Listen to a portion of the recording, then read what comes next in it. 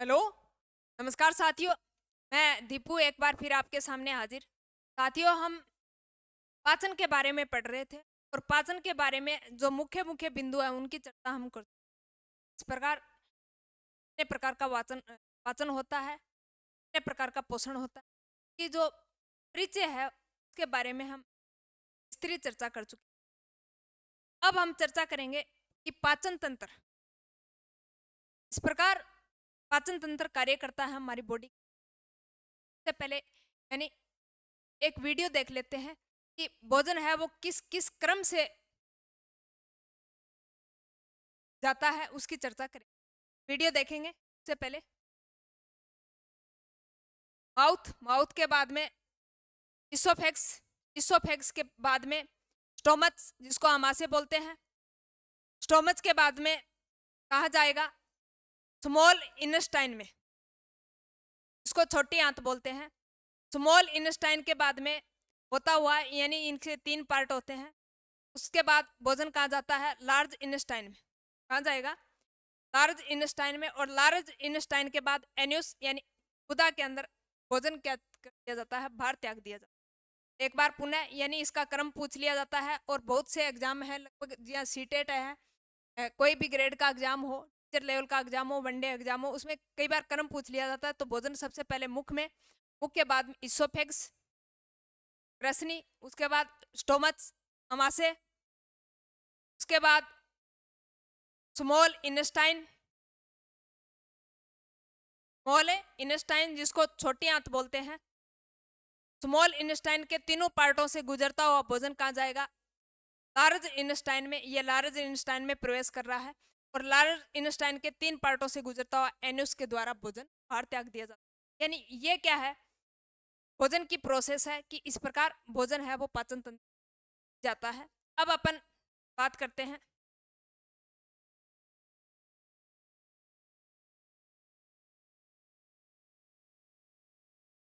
पाचन तंत्र के बारे में। इसके बारे में पाचन तंत्र के बारे में तो हेडिंग डालेंगे पाचन तंत्र।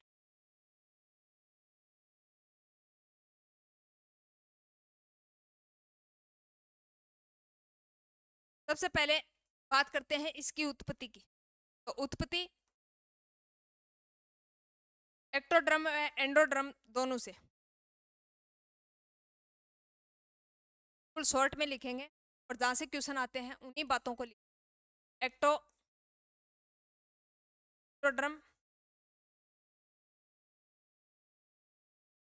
व एंडोड्रम।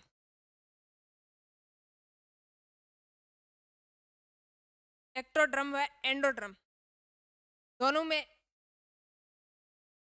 दोनों से इनकी उत्पत्ति होती है पाचन तंत्र। अब बात करते हैं इसकी कि इसका क्रम क्या है। क्रम यही पूछा जाता है। सबसे पहले मुख गुहा में भोजन, ऐसे लिख लो भोजन का क्रम, भोजन का क्रम।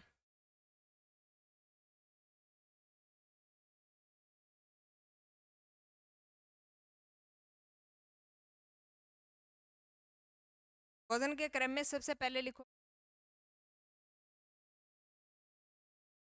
इसको माउथ,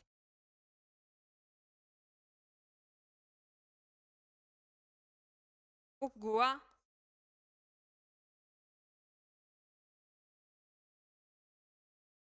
रसनी,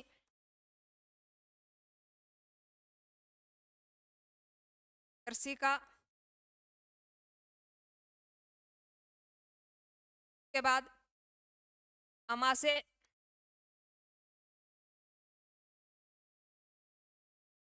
उसके बाद छोटी आंत,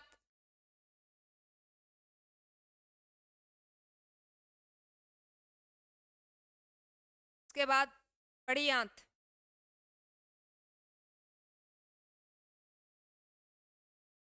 उसके बाद गुदा।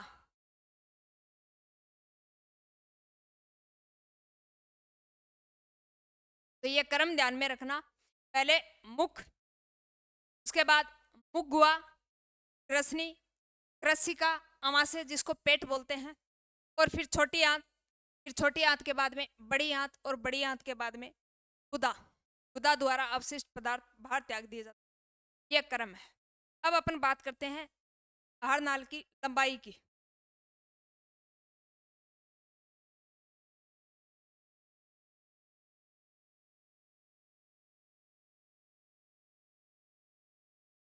आहार नाल की लंबाई 8 से 10 मीटर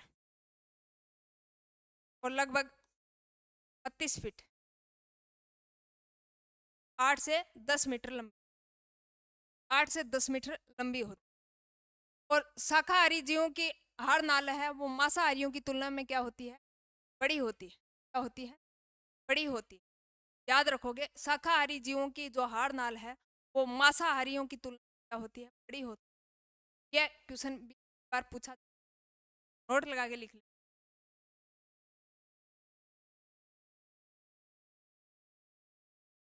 शाकाहारियों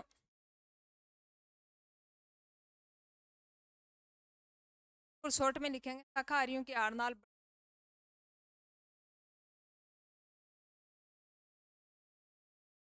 बजाय शाकाहारियों की, मांसाहारियों की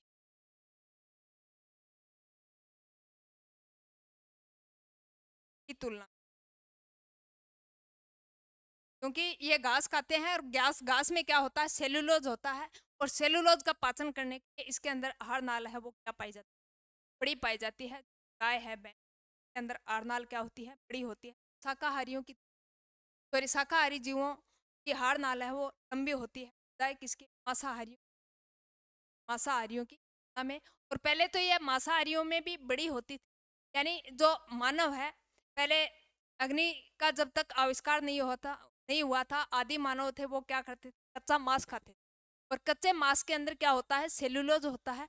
और उन सेलुलोज का पाचन करने के लिए यानी कहीं न कहीं आहार नाल है वो क्या थी? बड़ी थी। और धीरे धीरे जब अग्नि का आविष्कार हुआ और जैसे जैसे भोजन को पचाकर मांस को अ, पकाकर खाने लग गए, तब क्या हो गया? धीरे धीरे आहार नाल है वो, आहार नाल छोटी। तो मांसाहारी की आहार नाल है वो शाकाहारियों की। ये बात आप ध्यान। अब आहार नाल की जो भित्ति होती है वो 4 लेयर की होती है। आहार नाल की भित्ति कितने लेयर की? 4 लेयर की। उसमें चिरोसा होता है, सब म्यूकस होता है, म्यूकोसा होता है और ल्यूमेन होता है। 4 स्तर होते हैं। ये आहार नाल की जो भित्ति है, कितने होते हैं? 4 स्तर। आहार नाल की भित्ति 4 स्तर।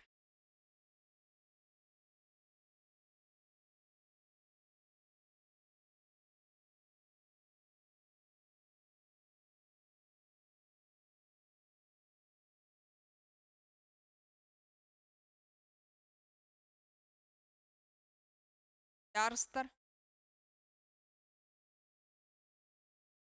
कितने स्तर होते हैं? 4।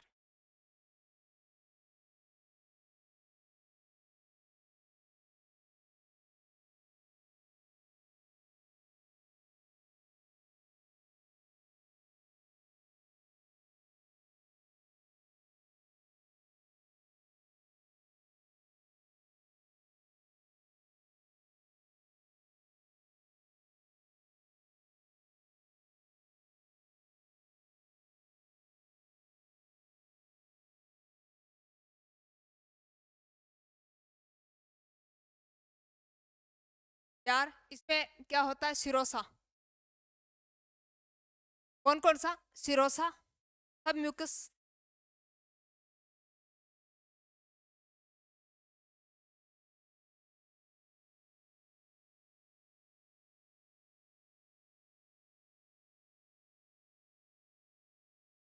सब म्यूकोसा और म्यूकोसा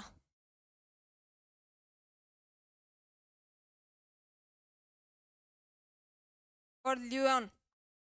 कौन सा? ल्यूएन।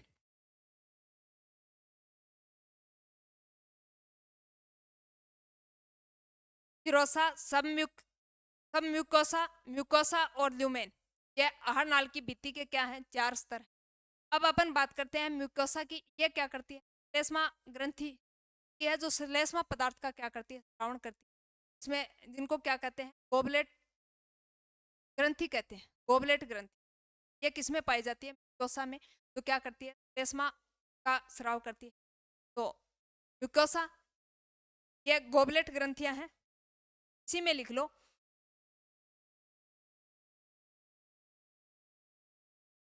गोबलेट, गोबलेट ग्रंथि क्या करती है, ये म्यूकस का स्राव करती है।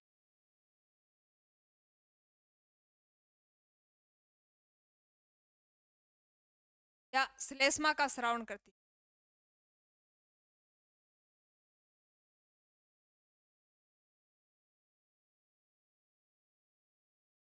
ध्यान में रखोगे, यानी म्यूकस, म्यूकस में क्या होती है, गोबलेट ग्रंथियां होती है। और ये गोबलेट क्या ग्रंथियां क्या करती है, श्लेष्मा का श्रावण करती है।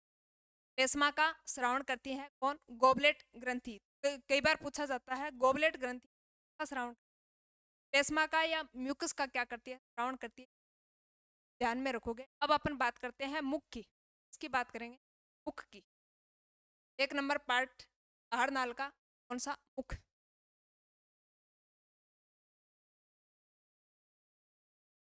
मुख,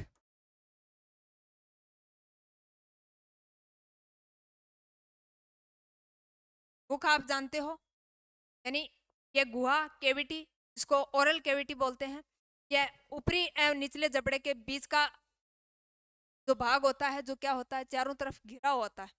ऊपरी जबड़ा और निचले जबड़े का जो होस्टों से घिरा हुआ भाग होता है, वो क्या होता है, मुख होता है। तो परिभाषा लिखाने की जरूरत नहीं है, आपको पता है ऊपरी जबड़ा और निचला जबड़ा, यानी ओठों से घिरी हुई यह जो आकृति है, ये क्या कहलाती है, मुख कहलाती है। ऊपरी जबड़ा एवं निचले जबड़े के बीच जो गिरा हुआ भाग होता है, वो क्या होता है, क्या होता है, मुख होता है। इसमें लेबिया ग्रंथियां पाई जाती है। कौन सी ग्रंथि पाई जाती है, लेबियल ग्रंथि पाई जाती है। ये बात आप ध्यान, यानी मुख में लेबियल ग्रंथि लेबियल पाई जाती है। क्वेश्चन पूछा जा सकता है लेबियल ग्रंथि कहाँ पाई जाती है, तो आप क्या ध्यान में रखो, लेबियल ग्रंथि है वो मुख में पाई जाती है, जो ओठों को क्या करती है, नमी प्रदान करती है। यानी कईयों के देखे होंगे आपने, ओठ होते हैं वो रुखे रुखे से होते हैं, रुखे रुखे से होते हैं। इसका मतलब इसमें लेबियल ग्रंथि क्या नहीं है, एक्टिव नहीं है। लेबियल ग्रंथि एक्टिव नहीं है। जिनकी लेबियल ग्रंथि एक्टिव होती है, ये ओठ क्या होते हैं, नमी युक्त होते हैं। यानी ओठ क्या होते हैं, नमी लिए होते हैं। तो ये जो लेबियल ग्रंथि है, ये ओठों को नमी प्रदान करती है, ओठों को नमी प्रदान करती है। ये बात आप ब्रैकेट में, ओठों को नमी प्रदान करती है, ओठों को नमी प्रदान करती है।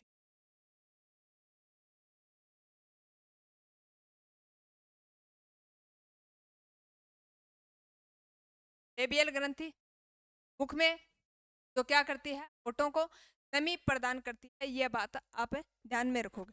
अब इसी के अंदर क्या होता है, कोमल तालु होता है, जो आगे जो अपन जब मुंह फाड़कर देखते हैं तो एक वी आकार की एक शेप सी दिखाई देती है, ये आकार की शेप सी दिखाई देती है, यानी कोमल सी बिल्कुल छोटी सी वी आकार की शेप दिखाई देती है, जिसको क्या बोलते हैं, अभी जीवा बोलते हैं, जिसको अभी जीवा जिसको बोलते हैं, या फिर अवला बोलते हैं, यवला क्या बोलते हैं, यवला। वी आकार की शेप मुख में तालू के अंदर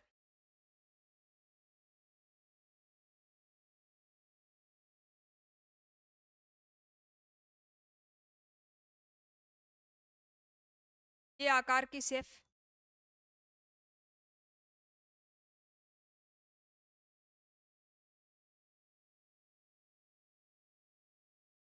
इसको अधिजीवा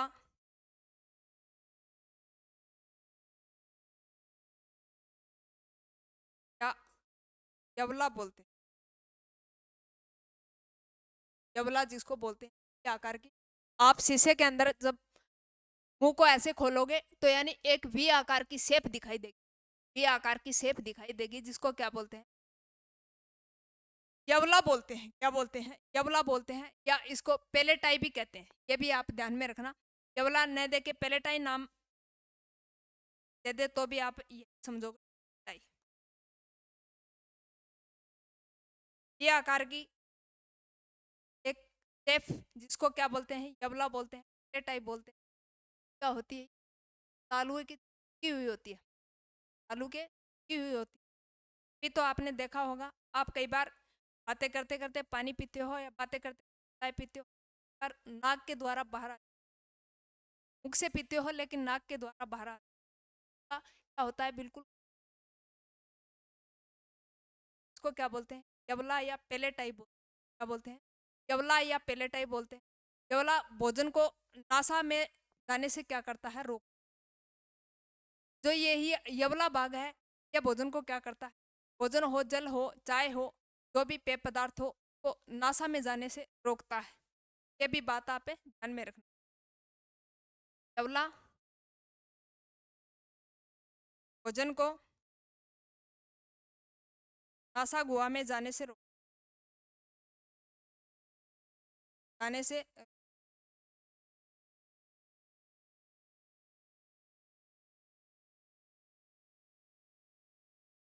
नासा गुहा में जाने से।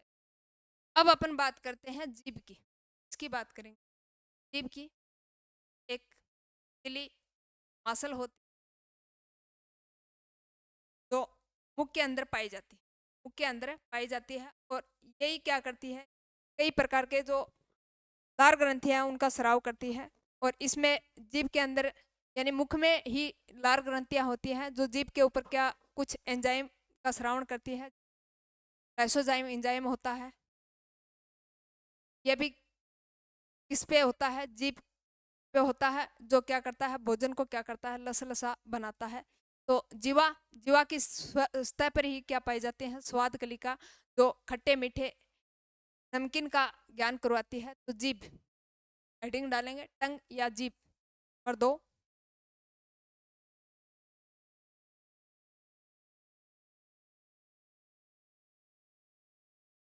स्वाद कलिकाएं होती हैं जीभ पे।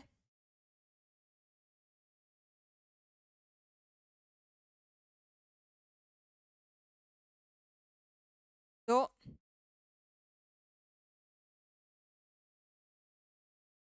खट्टे मीठे का ज्ञान करवाती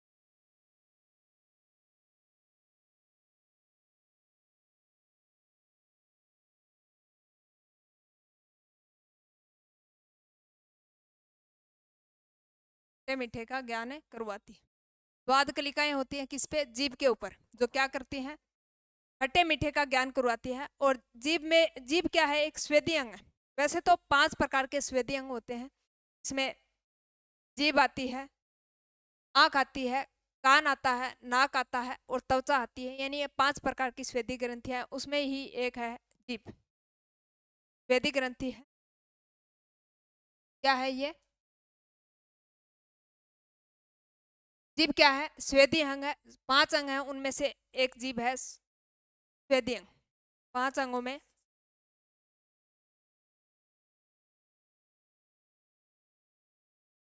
जीभ,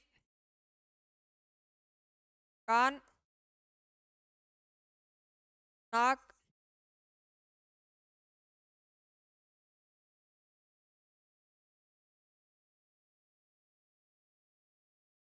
आँख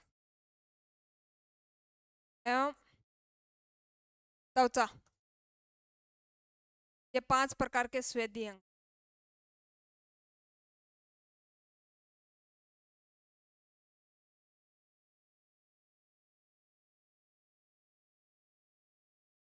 जीभ क्या है? स्वेदी अंग है। 5 अंग कौन कौन से? जीभ है, कान है, नाक है, त्वचा है, आँख है। ये सारे के सारे क्या है? स्वेदी अंग है। ये भी आप ध्यान में रखोगे। और जीभ से जो जुड़ा हुआ भाग होता है उसको क्या कहते हैं? फ्रेनोलम कहते हैं। क्या कहते हैं? फ्रेनेलम कहते हैं। ये भी आप ध्यान में रखोगे। कई बार पूछा जाता है कि मुख गुहा के परस से जो जुड़ी हुई लचीली झिल्ली होती है, मुख गुहा के परस से जो जुड़ी हुई लचीली झिल्ली होती है, उसको क्या बोलते हैं? फ्रेनेलम लिग्विल बोलते हैं।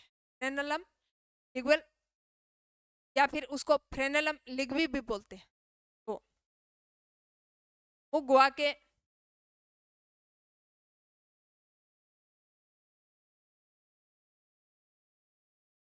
पास जुड़ी हुई संरचना को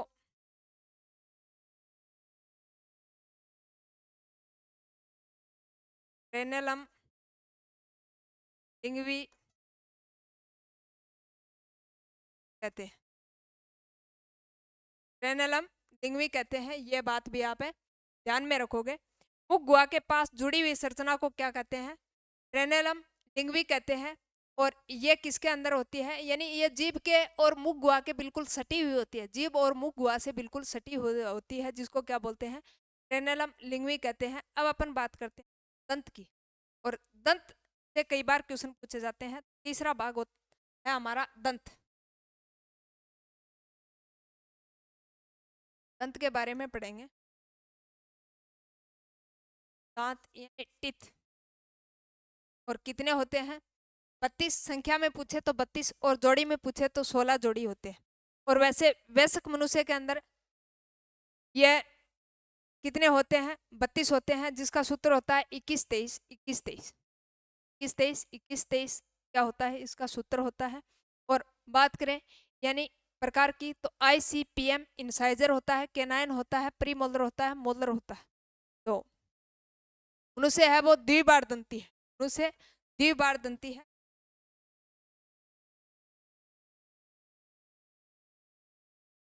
दांतों का अध्ययन डेंटोलॉजी, देन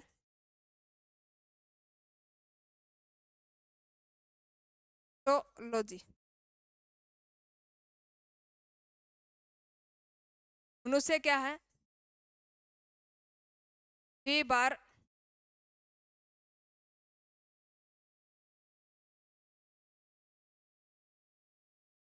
दंती, यानी मनुष्य के जीवन में 2 बार दांत आते हैं। एक बचपन में जब बालक होता है तब उनके दांत कितने होते हैं? बालक से 12 वर्ष की आयु में यानी 20 दांत होते हैं। क्या होते हैं? 20 दांत होते हैं, जिसको दूधिया दांत बोलते हैं। और वो टूटने के बाद कौन से दांत आते हैं? स्थायी दांत आते हैं। टूटने के बाद कौन से दांत आते हैं? स्थायी आते हैं। तो प्रत्येक जबड़े के अंदर कितने दांत होते हैं? 16 दांत होते हैं प्रत्येक जबड़े में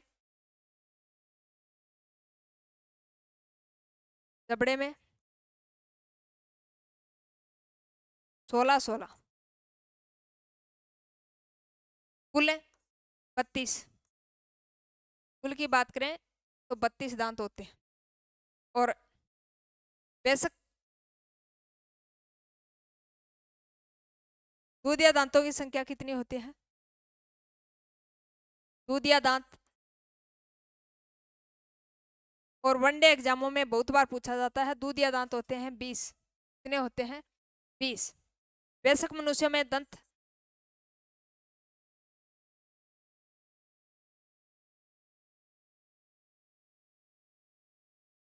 सूत्र लिख देते हैं साथ में ही, आप ध्यान में रखना, कई बार इनका सूत्र पूछ लिया जाता है। ICPM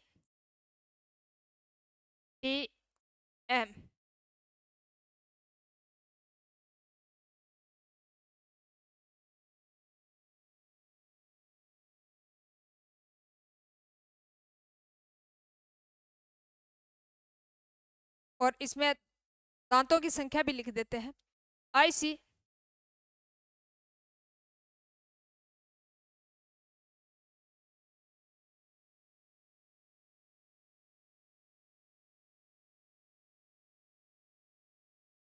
फिर इनको 2 से गुणा करते हैं, कितने हो गए? 32।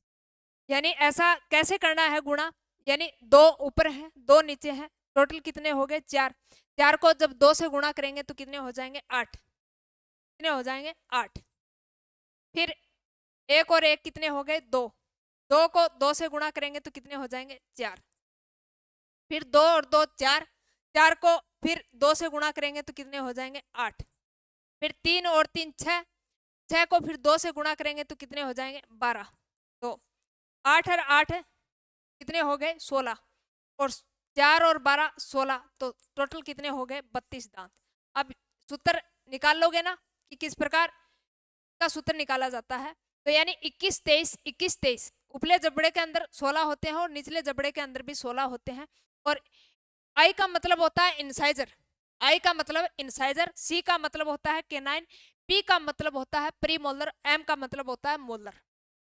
तो incisor, canine, pre molar, molar, ये 4 प्रकार के दांत, जिसमें संख्या के हिसाब से बोले तो यानी इंसाइजर होते हैं वो कितने होते हैं, 8 होते हैं। और फिर केनाइन होते हैं वो कितने होते हैं, 4 होते हैं। और प्री मोलर होते हैं वो भी कितने होते हैं, 8 होते हैं। और मोलर होते हैं वो कितने होते हैं, 12 होते हैं।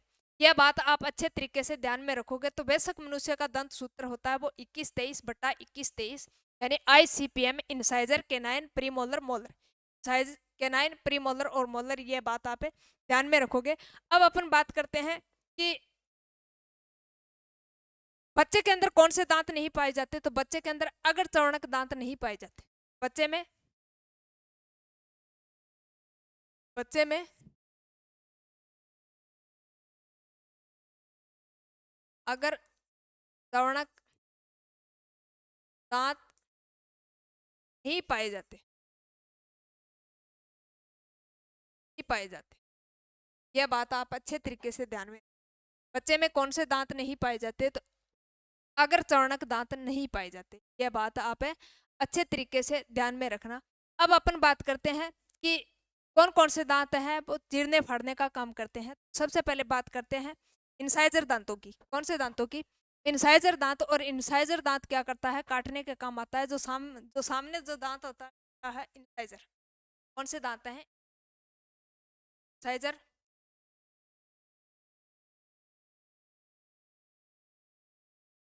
यह क्या करता है, काटने का काम, काटना इसका काम होता है। इंसाइजर का काटना क्या होता है, काटना। अब अपन बात करते हैं केनाइन। तो केनाइन का काम होता है, जो तिरछे दांत होते हैं इसको कुचला दांत बोलते हैं। और आपने हाथी का दांत देखे होंगे, हाथी के अंदर तो ये केनाइन दांत होते हैं। तो सबसे ज्यादा विकसित वो गन्ने को चीर लेता है। केनाइन का मतलब ये क्या करता है, चीरने फाड़ने का काम,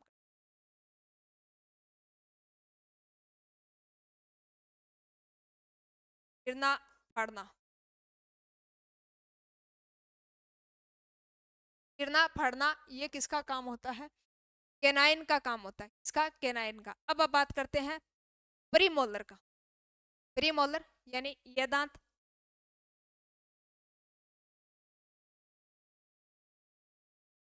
प्रीमोलर,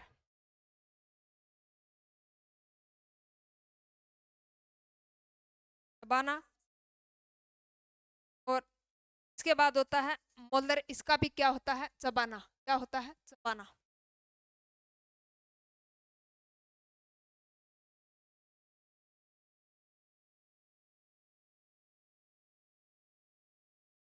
चबाना